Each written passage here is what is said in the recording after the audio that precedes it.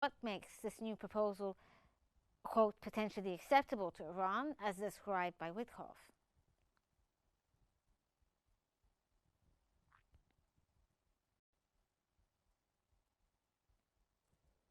Dr. Mohammed, Iran would. Can you hear me? yes. Let me ask you the question again, Dr. Mohammed. In your opinion, what makes this new proposal, quote, potentially acceptable to Iran, as it has been described by Witkoff? Thank you for having me again, Riham. I think that the United States and Iran have reached an impasse with regards to their current negotiations with regards to the nuclear program. And it seems that the issue of enrichment has become the main obstacle that is obstructing any breakthroughs and preventing them from happening in the negotiations. So now it seems that the United States is issuing what seems to be a final offer, or so that from the tone of the Americans, we understand that this might be a final offer that says that we do not know, of course, what are the details of this offer. However, there are leaks that suggest that Iran would be required to temporarily halt enrichment during negotiation, and maybe the creation of a regional mechanism or a regional depository for the enrichment of uranium by all countries that have nuclear programs, peaceful nuclear programs in the region. So this is seen as some sort of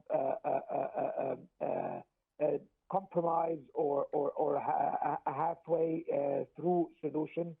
Both sides attempting to meet each other's halfway in order to gain a certain compromise and reach a certain solution.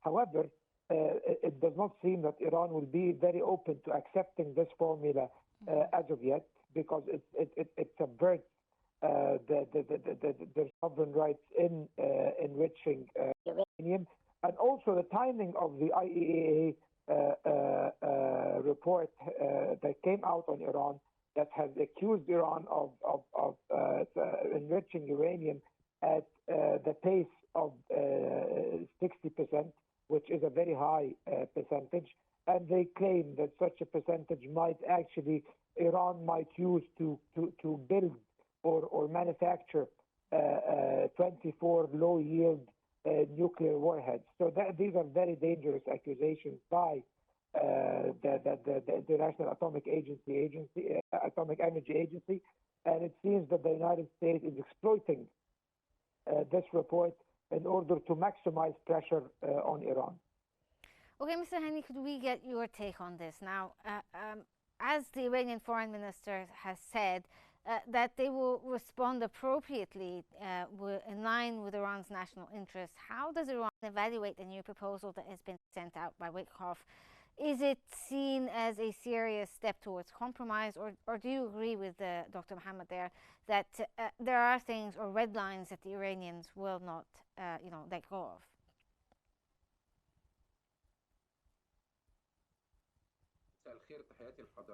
Good afternoon. Greetings to you and to the honorable guest and to the viewers. In my opinion, this new proposal or offer by Wetkoff expresses the stubbornness of all parties and taking the negotiations to an impasse. There are attempts by the US and the Omani mediations for untraditional solutions. I think this offer goes to serve the concerns of the Israeli side, but it will not be agreed upon by Iran because they rejected it at first, as they considered it a restraint to the Iranian sovereignty to control its peaceful program, and taking the enrichment process to a different state outside of the Iranian borders, I think will not go in line with the Iranian vision, and therefore the Arakji statements that their response will be in line with the Iranian interests. It will be according to the atomic Iranian agency and the Iranian leadership regarding this matter, and most probably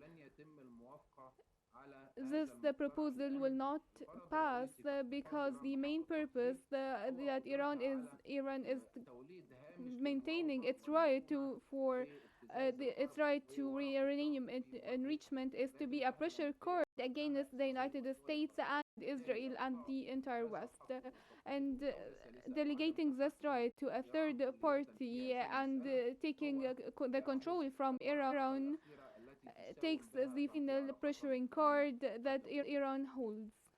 Okay, Dr. Hamad, now the White House Press Secretary Caroline Leavitt emphasized it is in Iran's best interest to accept this new proposal.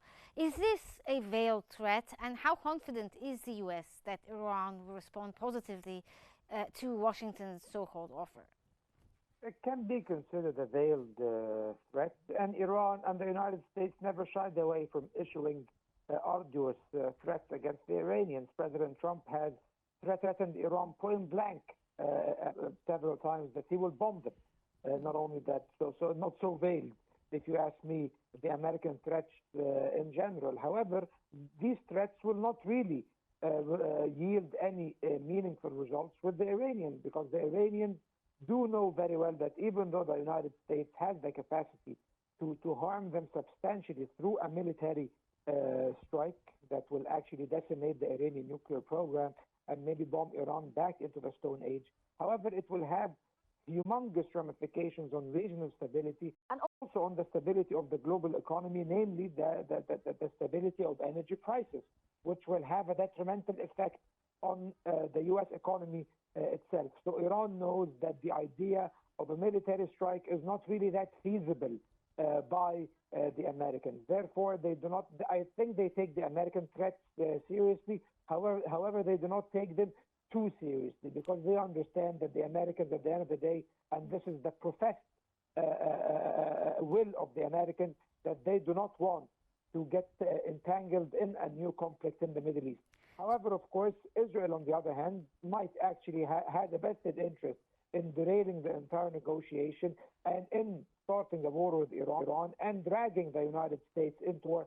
And this is the actual source of concern for the... But do you think that the Iranians may respond positively to this statement, or respond positively to the proposal, or are they still on the fence about things?